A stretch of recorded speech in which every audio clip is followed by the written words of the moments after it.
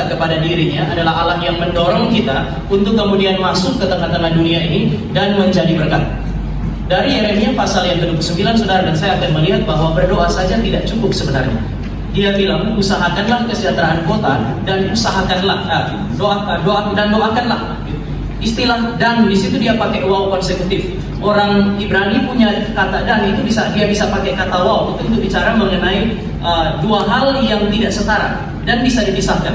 Kalau saya di sini datang dengan bawa anjing saya, Bapak Ibu bisa bilang oh Tama dan anjingnya. Ketika Bapak Ibu bilang Tama dan anjingnya, hati-hati Bapak Ibu tidak boleh berpikir Tama dan anjingnya adalah dua yang setara dan tak bisa dipisahkan. Kalau dia hanya pakai kata wow saja, berarti itu dua yang tidak setara dan bisa dipisahkan. Tetapi kalau dia pakai wow konsekutif, itu berarti dua hal yang setara dan tidak boleh dipisahkan. Tama dan istrinya, ini dua yang setara dan tidak boleh dipisahkan. Persoalannya ketika dia bilang usahakan kesejahteraan kota dan berdoa bagi kota itu, dia menggunakan wow konsekutif. Artinya dua hal yang setara yang harus diperjuangkan dan tidak boleh dipisahkan.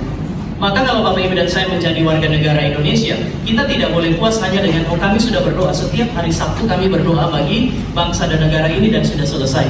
Allah memanggil Bapak Ibu dan saya tidak hanya untuk kemudian berdoa bagi bangsa ini, tetapi kemudian Allah mengutus kita untuk masuk ke dalam berbagai bidang hidup yang berbeda dan kemudian memperjuangkan kesejahteraan bangsa ini, memperjuangkan kesejahteraan kota di mana Tuhan menempatkan kita dari sana. Oleh karena itu maka di dalam slide itu saya juga mau mengajak kita untuk mempertimbangkan. Banyak orang saya dah tahu ini 80 tahun sudah bangsa ini ada. Bapak Ibu menikmatikah keberadaan Bapak Ibu di Indonesia? Atau sementara berpikir-pikir kabur aja dulu lah. Apa yang Bapak Ibu pikirkan saat ini? Apakah saudara menikmati keberadaan saudara di tengah-tengah bangsa ini? Banyak orang bilang bangsa ini punya kehidupan saat ini tidak ideal, tapi saya juga percaya bahwa tidak ada satu bangsa di dunia ini yang benar-benar ideal. Kalau saudara dan saya punya standar yang sangat tinggi. Tapi saya mau sampaikan juga bahwa beberapa teman saya itu berdasarkan pengalaman 98, itu bukan hanya tidak mau menikmati.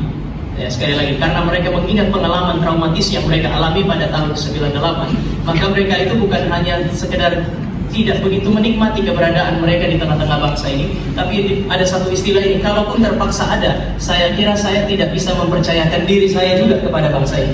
Jadi ada semacam cara pandang yang sangat negatif terhadap bangsa ini. Kenapa? Karena situasi bangsa katakanlah tidak ideal, bagi beberapa orang bahkan ini traumatis. Tetapi apakah situasi yang tidak ideal adalah alasan bagi saudara dan saya untuk tidak menjalankan panggilan kita sebagai warga negara? Bapak Ibu, kalau Bapak Ibu lihat di dalam ayat yang keempat, orang Israel juga ada di dalam trauma yang sangat besar. Pada saat itu, Yeremia menulis dari Yerusalem kepada orang Israel yang ada di Babel.